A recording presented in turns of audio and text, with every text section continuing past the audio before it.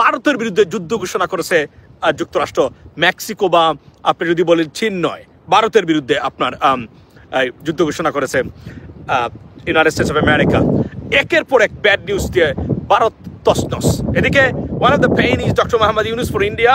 He's visiting there the most enemy country, China, right now. He's in China, right? এবং যুক্তরাষ্ট্র যে সন্দেহ করেছিলাম তার বিপরীত দিক দিয়ে হাঁটছে যুক্তরাষ্ট্র মনে হচ্ছে।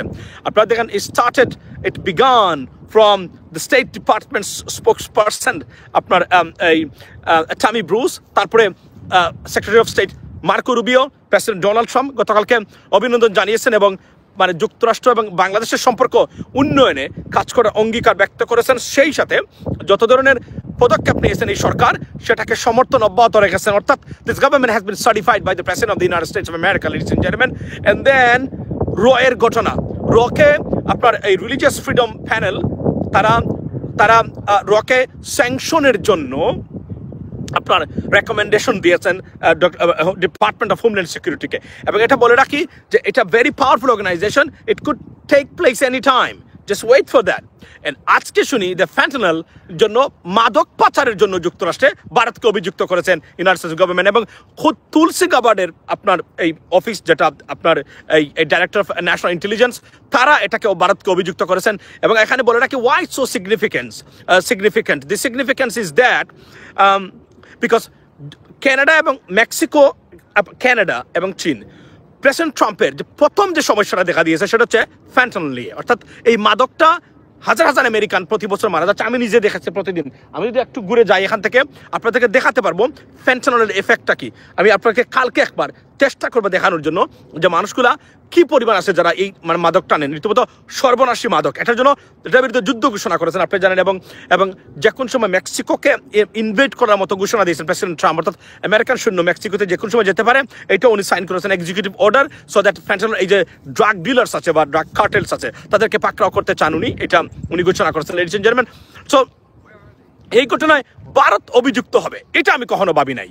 এখন শুনি যে ভারত নাকি আপনার ফ্যান্টানল উৎপাদন করে এবং যুক্তরাষ্ট্রে পাচারের ক্ষেত্রে ভারতেরও ভূমিকা আছে।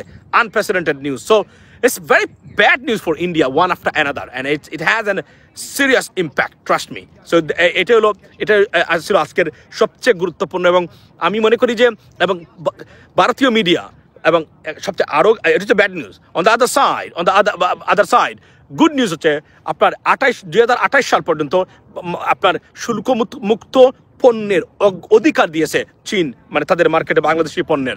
That's a great news. এবং চীনে আছেন আপনার এই ডক্টর মোহাম্মদ ইউনুস, এটা ভারতীয় মিডিয়াকে নাড়িয়ে দিয়েছে। অর্থাৎ sleepless night going on for Indian officials. এবং আজকে আরও একটা জিনিস বলে রাখি যে ভারতের পররাষ্ট্র সেক্রেটারি মানে মন্ত্রী যিনি বা সেক্রেটারি যাকে বলে আপনার জয়শঙ্কর বাবু যে কতটা ব্যর্থ হয়েছেন তার প্রমাণ হলো প্রতিটা ক্ষেত্রেই তার ডিপ্লোমেসি ফেল করেছে, লেডিস এন্ড জেন্টলম্যান। এটা হলো সবচেয়ে বড় উল্লেখযোগ্য। ভাই আমার খুব আচ্ছা ভাই আমি সৌদি আছি ভাই, আপনার video thank you so much. তবে এটা বলি যে আল্লাহর কি হুকুম দেখেন, এই রমজানের মাস ঈদের আগে একটার পর একটা good news for Bangladesh, bad news for India. তারা চেয়েছিল আমাদের মানে বৃষ্টি দিয়ে ড্রাউন করতে এই ব্যাড নিউজ দিয়ে, বাট সম্পূর্ণ আপনার now did not import any item from Bangladesh. Well whatever দিয়েছে তো আমাদেরকে আনতে হবে তারা, তাই না? দিয়েছে তো। এবং অনেকগুলো চুক্তি আছে আরো বিভিন্ন বিষয় আসে। এটা হচ্ছে ভাই এখন আওয়ামী লীগের কি হবে।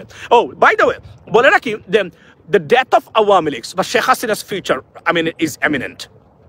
এটা ফ্যান্টানল মানে একটা মাদক, এটা ভয়ঙ্কর মাদক। এবং আমি যেখানে থাকি আমি একটু গেলে এদিকে আমি নিজে দেখেছি তারা এখানে আছেন এবং it is one of the rate area যেখানে মানুষগুলো এই মানে ড্রাগটা নেয়। এবং কানাডার সাথে এখন কল্পনা করেন ভারত এটা উৎপাদন করে এবং এটা কতটা মানে সিগনিফিকেন্স, যে এটার একটা কতটা সিগনিফিকেন্স আছে যে তুলসী গাবার্ডের মানে আপনার অফিস এটা প্রকাশ করতে বাধ্য হচ্ছে ভারতের বিরুদ্ধে। দ্যাটস আপনার you have no idea Awami League is rising. Well তবে এতটুকু আমি বলে রাখি আপনাদেরকে, আওয়ামী লীগের ফিউচারটা বলে রাখি। আওয়ামী লীগের কোনো এই মুহূর্তে কোনো গার্ডিয়ান নাই। Who is the guardian of Awami League? Someone could look after Awami League internationally to re-establish or reinstate into the Bangladeshi politics, particularly Sheikh Hasina's কথা বলছি. They need a guardian. And no, India is not the guardian. India is finished. ইন্ডিয়ার কোনো প্রভাব নাই পৃথিবীতে, এবং যে যুক্তরাষ্ট্র নিয়ে তারা বড়াই করতো এবং বাংলাদেশকে জিম্মি করে রাখার জন্য যা যা করা দরকার করেছিল তারা এর আগে, সেটাও ব্যর্থ হয়েছে। অর্থাৎ ইন্ডিয়া এই মুহূর্তে যদি আমি বলি প্যারেন্টসলেস একটা কান্ট্রি হয়েছে। এর মধ্যে তাদের পৃথিবীতে কোনো জায়গাতে তাদের সমর্থন নেই। আপনি কল্পনা করেন, আপনি চীন থেকে শুরু করে মধ্যপ্রাচ্য থেকে শুরু করে যেখানেই যাবেন ডক্টর ইউনূসের এই মুহূর্তে জয় জয়কার। অর্থাৎ বাংলাদেশ বিষয়ে বাংলাদেশের অগ্রগতিটা রুখে দেওয়ার জন্য। এবং এবং গত 2 দিন ধরে মানে আপনার ওই ইন্ডিয়ান মিডিয়া যে ধরনের প্রপাগান্ডা সবচেয়ে unbelievable, it is beyond believe. মানে একটা জাতি কতটা, জাতি বলবো না, কিছু মানুষ কতটা নিকৃষ্ট হতে পারে সেটা প্রমাণ করেছে এই জায়গাতে। এবং এখানে একটা জিনিস বলে রাখি, আওয়ামী লীগের যারা এখন যে কাজ করতেছেন, the bad news for Awami League, let me explain what is the bad news right now. Sheikh Hasina জোর করে বাংলাদেশে কখনো আসতে পারবেন না, impossible, it's over. For her to return to Bangladesh or into the politics of, she needs a guardian. Who can be? It could be either United States of America or United Nations. None of them is with Sheikh Hasina or her regime or her fallen people, right? So therefore, এবং যুক্তরাষ্ট্র এবং জাতিসংঘ দুটো দেশ যদি, এই দুটো একটা দেশ একটা অর্গানাইজেশন পৃথিবীতে কারো ব্যাক দিয়ে থাকে, পৃথিবীর কারো ক্ষমতা নেই এই দেশটাকে বা গোষ্ঠীটাকে কোনোভাবেই ব্যতিব্যস্ত করতে পারবেন। আওয়ামী লীগ যদি জোর করে বাংলাদেশে আসতে চায় কোনো অবস্থাতে পারবে না। কারণ বাংলাদেশের মানুষ, আমি আনাচে কানাচে, আমি প্রত্যেকটা জায়গাতে, ইভেন নায়েব আলী ভাই আপনি জানেন, he is right now in Bangladesh. আমি কথা বললাম একটু আগে, একটাই বক্তব্য, ভারত এবং আওয়ামী লীগের বিষয়ে সবার চুলকানি আছে, কেউ সহ্য করতে পারে না। এবং জোর করে আওয়ামী লীগ বাংলাদেশে আসতে পারবেন না। শেখ হাসিনা আসলে শেখ হাসিনা জেলে যাবেন, উনার মৃত্যুদণ্ড পর্যন্ত হতে পারে, আন্তর্জাতিক অপরাধ আদালতে পর্যন্ত উনি যেতে পারেন, এটা মোটামুটি একটা পর্যায়ে আছে। এবং তাহলে উনার কি দরকার? আমি একটা জিনিস বলি, শেখ হাসিনা বা আওয়ামী লীগকে বাংলাদেশের রাজনীতিতে এই মুহূর্তে পুনঃপ্রতিষ্ঠা করতে গেলে একটা দেশ দরকার, পৃথিবীর কেউ পারবে না, একটা। সেটা কি? সেটা হচ্ছে আপনার আমেরিকা। এই আমেরিকা থেকে এতটা ব্যাড নিউজ আসতেছে যে শেখ হাসিনার হয়তো বা আওয়ামী লীগ, শেখ হাসিনার নেতৃত্বে আওয়ামী লীগ আসতেছে না, এটা আপনি ধরে নিন, guarantee, there is no chance. But Awami League আসবে কিনা সেটাও debatable issue, debatable issue. But এটাও এখন হচ্ছে কিনা আমি মনে করি, কারণ মানে বর্তমান যে সরকার, তারা যে সার্টিফিকেশন আফটার সার্টিফিকেশন পাচ্ছে ইন্টারন্যাশনাল কমিউনিটি থেকে। এবং কল্পনা করেন যখন প্রেসিডেন্ট ট্রাম্প বলেন, আমরা শুনতাম না, ও প্রেসিডেন্ট ট্রাম্প মানে উনি দেখতেই পারে না, ডক্টর ইউনূসকে সহ্যই করতে পারে না, কি বলছে? প্রত্যেকটা পদক্ষেপকে আমরা স্বাগত জানাই এবং আমরা কাজ করার জন্য, ভবিষ্যতের শান্তি, সমৃদ্ধি, উন্নয়নের জন্য আমরা কাজ করতে আমরা আগ্রহী এবং আমরা মানে বুকে আছি। ডক্টর ইউনূস গভর্নমেন্টের সাথে তারা বলছে, এটাই উনি বলেছেন, president Trump. Just imagine that. এবং ইউনাইটেড নেশনস এক পায়ে দাঁড়িয়ে এই সরকারকে সাহায্য করার জন্য। এই সরকারকে যারা ডিস্টার্ব করবেন এই মুহূর্তে, তারা ভবিষ্যতে বিপদগ্রস্ত হবেন, এটা আপনার এই মনে রাখবেন। এবং ইলন মাস্ক, আমি আবার বলছিলাম যে he is a fan of doctor Mohammad Yunus. So it's a good news for Bangladesh. এবার একটা জায়গাতে বা দুটো জায়গাতে এখন সমস্যা আছে, সেটা কি? প্রশাসনে কাপটি মেরে আছে, মানে স্বৈরাচারের বা ফেসিজমের পেতাত্তারা। আর সেটা কি? আর চুরি ডাকাতি এগুলো কমে গেছে অলরেডি, এটা তো প্রি প্ল্যান ছিল। যদি আওয়ামী লীগ জামায়াত, বিএনপি জামায়াত ঐক্যবদ্ধ থাকতে পারে, ওই ক্ষেত্রে বাংলাদেশের, yes, it's a little bit windy, but it's beautiful day today, 57 degree Fahrenheit right now, and that's why I came out. And yes, there is some breeze. It feel a little bit chilly, but it's fine. You know, আমি এমনিতেই মানে একটু মানে cold friendly, so আমার ঠান্ডা একটু কম লাগে। তো আপনি কল্পনা করেন যদি মানে এই অবস্থাতে বর্তমানে চলছে, আমি আওয়ামী লীগের মানে শেখ হাসিনার রিটার্নের আপাতত কোনো পথ দেখতেছি না। এবং ইট ইজ অলমোস্ট ইম্পসিবল এই মুহূর্তে।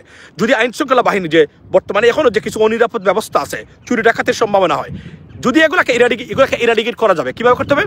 স্বরাষ্ট্র মন্ত্রণালয় স্বরাষ্ট্রমন্ত্রীকে হার্ড লাইনে যেতে হবে, একদম হার্ড লাইনে, র্যাবের মাধ্যমে মানে সিস্টেম করে দিতে হবে রাতের বেলা এদেরকে। দ্যাটস ইট, খেলা ফাইনাল। ওই যে একটা মহিলা 2 দিন আগে গ্রেফতার করা হয়েছে, আপনারা দেখেছেন, ওই যে শেখ হাসিনাকে নিয়ে, আমার নেত্রী নিয়ে পড়ে থাকতো, ওই যে একটা রাস্তার মহিলা, মনে আছে? একটা মেয়ে কিছুদিন আগে তাকে নিয়ে ঝগড়া হয়েছিল, আমি জানি না আপনারা দেখেছেন কিনা, তাকে গতকালকে গ্রেফতার করা হয়েছে। আমি প্রথমেই বলি যে অন্যায় অবিচারভাবে সে যে দলের হোক না কেন, তার উপরে মানে আইনে তাকে অন্যায়ভাবে যেন কেউ হয়রানি করতে না পারে। কিন্তু এই মহিলা দেখেন, এই পতিত স্বৈরাচারের সময়ও সে এসে তার ঔদাত্যতা দেখাচ্ছে। এখন 2000 মানুষকে খুন করা, 25,000 মানুষকে পঙ্গু করা, দেশবিরোধী ষড়যন্ত্রে লিপ্ত একটা গোষ্ঠী এবং একজন নেত্রী, তার পক্ষে শেষে স্লোগান গাচ্ছে প্রতিদিন, এবং তাকে গ্রেফতার করাটা আমি মনে করি সমীচীন হয়েছে এবং এটাকে আমি সার্টিফিকেশন দিচ্ছি। আচ্ছা, ডাকাত। আচ্ছা, do you want reforms to continue? আমি একটা জিনিস বলি আমরা আপনাদেরকে, রিফর্ম ছাড়া এই সরকার যদি ইলেকশন করে তো এই সরকারের ভবিষ্যতে সরকারের প্রত্যেকটা জায়গাতে প্রশ্ন উঠবে। মনে রাখবেন, election is not the way of prevailing democracy.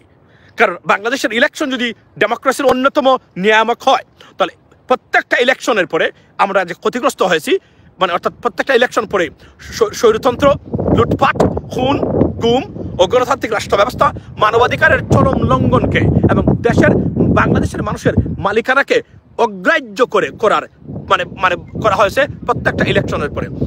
সরকার যে সে রিফর্মসে হাত দিয়েছে, হার্ড লাইনে গিয়ে রিফর্মসটা করে যেতে হবে। এবং এই রিফর্মসে আমেরিকার সাপোর্ট আছে, এই রিফর্মসে ইউনাইটেড নেশনসের সাপোর্ট আছে, সারা পৃথিবীর সাপোর্ট এই মুহূর্তে। প্রত্যেকটা দেশ except India. Why they don't want it? Because they never wanted to be a good friend of us, and they don't want us to stay as a better country. That's why they do it, and they will always do that. তারা কখনোই চায় না বাংলাদেশ শান্তিতে থাকুক এবং বাংলাদেশের অগ্রগতি সাধিত হোক, বিকজ এটা বাই জিন তারা ধরে নিয়েছে Bangladesh is their enemy, and that's what it is, ladies and gentlemen. So I mean, Dr. Mohammad Yunus is under pressure. It is, you can say it is under pressure, but he's not under pressure. If you look at his face, do you think he's under pressure? No, he doesn't even care about who is saying what, but he's doing his job. Think about that. এবং উনি খুব শীঘ্রই আমেরিকাতে যাওয়ার ডাক পড়বে। এবং আপনি দেখেন যে ডিউটি ফ্রি মানে অ্যাক্সেস পেয়েছে তারা চীনের মার্কেটে, ওইটা আওয়ামী লীগ করতে পারলো না কেন? এতদিন করতে পারলো না। আমেরিকাতে ডিউটি ফ্রি অ্যাক্সেস পাবে বাংলাদেশ যদি doctor Mohammad Yunus, and which is under processing, I strongly believe that, যদি চেষ্টা করেন উনি ডিউটি ফ্রি অ্যাক্সেস পেতে পারে বাংলাদেশ। সম্ভব, এটা ডক্টর ইউনুসের হাত ধরে হতো। এবং যদি ডেমোক্রেসি ক্ষমতা থাকতো, গ্যারান্টি দিলাম বাংলাদেশ এই মুহূর্তে ডিউটি ফ্রি অ্যাক্সেস পেত বাংলাদেশ আমেরিকার মার্কেটে 100%। আমি বলতে পারি এখনো পাবে। এখনো যদি ঠিকমতো ডিপ্লোমেসি চলে, বাংলাদেশ ডিউটি ফ্রি অ্যাক্সেস পাবে ইনশাল্লাহ আমেরিকার মার্কেটে, এবং তারপরে কেল্লাফতে এবং বর্তমানে বাংলাদেশের প্রত্যেকটা জায়গাতে। By the way, hey ladies and gentlemen, those expatriates watching right now, congratulations to you and guys, and thank you so much for, আমি যদি বলি protecting our country. For example, 26 days, 26 দিনে $3.3 billion পাঠিয়েছেন আপনারা রেমিটেন্স। কি লাগে আপনি বলেন একটা দেশের, আর কি লাগে বাংলাদেশের মতো দেশের? how much spending we have? আমাদের যদি স্পেন্ডিং দেখেন আপনি, আওয়ামী লীগ দুর্নীতি এবং লুটপাট করেছে বলেই অতিরিক্ত স্পেন্ডিং হয়েছে। মানে আমি কিস্তির কথা বলছি, মানে যে টাকাগুলো দেওয়া লাগে বিভিন্ন সংস্থাকে বা লোনের টাকাগুলা।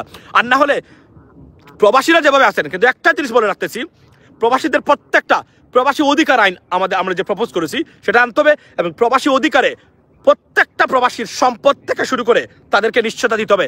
মনে রাখবেন, যত এই বিবৃতিবাদ, রাজনীতিবাদের নামে এই বিবৃতিবাদ যারা আছে, এদের কোনো ভূমিকার $1 তারা বাংলাদেশে নিয়ে আসে না, বরং তারা ডলারগুলো বাংলাদেশ থেকে বের করে নেয়। এই দেশটাকে ঠিকই রেখেছে কারা? প্রবাসীরা। এরাই হলো সবচেয়ে বড় বিপ্লবী, এরাই হলো সবচেয়ে বড় ভিআইপি, এবং এরাই হলো বাংলাদেশের নতুন প্রজন্মের মুক্তিযোদ্ধা। সুতরাং প্রবাসীরা, they deserve to get something. আমি যদি মনে করি প্রবাসীদেরকে মানে বায়োবিক করতে 21শে পদক বা স্বাধীনতা পুরস্কার দেওয়া উচিত। মানে কাউকে তো নাম দিতে পারবেন না আপনি, রাইট? একজন দুইজনকে প্রবাসী শব্দটাকে দেওয়া দরকার বাংলাদেশের, কারণ এই প্রবাসীরাই রেখেছে। আমি ইনশাল্লাহ যদি বাংলাদেশে যাই, which is under processing right now, anytime I will declare, ladies and gentlemen, when I'm going to Bangladesh. But I can tell you one thing, ব্যাংকগুলা, আমি প্রত্যেকটা ব্যাংকে যাব, গিয়ে জিজ্ঞেস করবো যারা প্রবাসীদেরকে লোনের কথা বলছে লোন দেয় কিনা। I want to see that. মানে এদের বাটপারি সবার আমি বের করে নিয়ে আসবো। I mean from on the ground I can tell you that, and I will definitely visit those banks. I'm from India. I love Israel women, and we are the next superpower in this one. You like Israeli women? No problem, nothing wrong with that. You can do that. You know what I mean? And you are the next superpower. You cannot be the next superpower within the next 50 years, brother. Let me tell you why. Just because আপনারা দেখেছেন আপনাদের দেশে সমস্যা কোন জায়গাতে, আপনারা এখনো ধর্মীয় সংঘাতে পড়ে আছেন।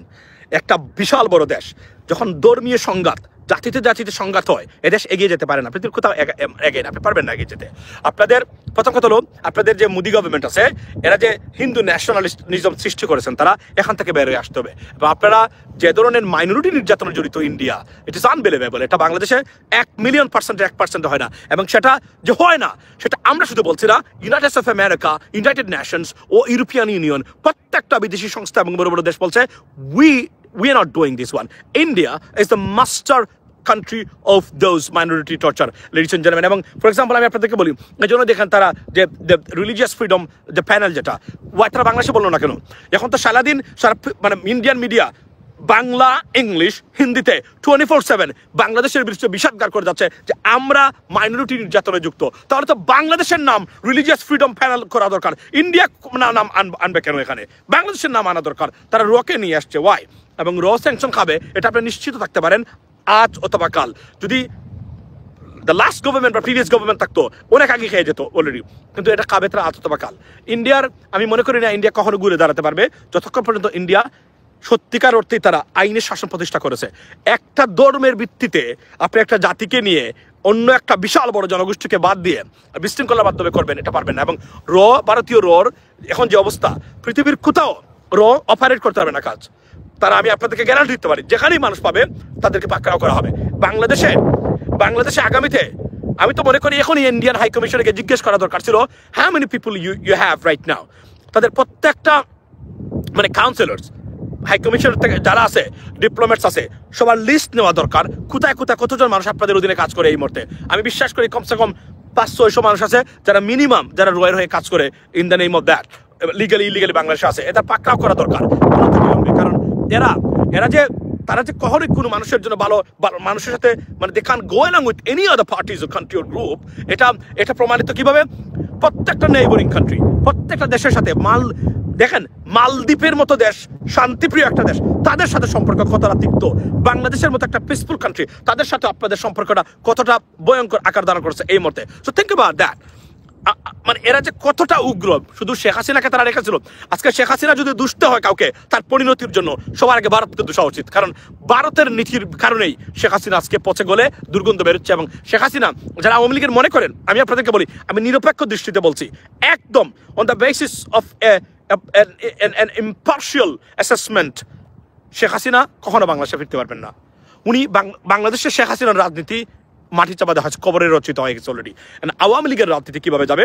অর্থাৎ আওয়ামী লীগ এখন যদি রাজনীতি করতে পারে, তারা ক্ষমতা কত 20 বছর পরে যেতে পারে, এর আগে তো যেতে পারবে না, সম্ভব না। কারণ আওয়ামী লীগকে মানে আপনার আটকাবে, ব্লক করবে ওই জামাত বিএনপি ঐক্যবদ্ধ হয়ে। যতই তাদের ভিতরে মাংস খাওয়ার, বর্তমানে একে অপরে তারা মাংস খাচ্ছেন, তারা এটা করবেন। এবং নতুন যে প্রজন্ম তারাও এই কাজগুলো করবেন। এবং যেহেতু শেখ হাসিনা বা আওয়ামী লীগের কোনো আন্তর্জাতিক কোনো লবি বা আন্তর্জাতিক কোনো ধরনের কি বলে এটাকে কোনো গার্ডিয়ান নাই, শেখ হাসিনা আর ফিরতে পারছেন না বাংলাদেশের রাজনীতিতে। It is almost certain and I can give you the guarantee right now.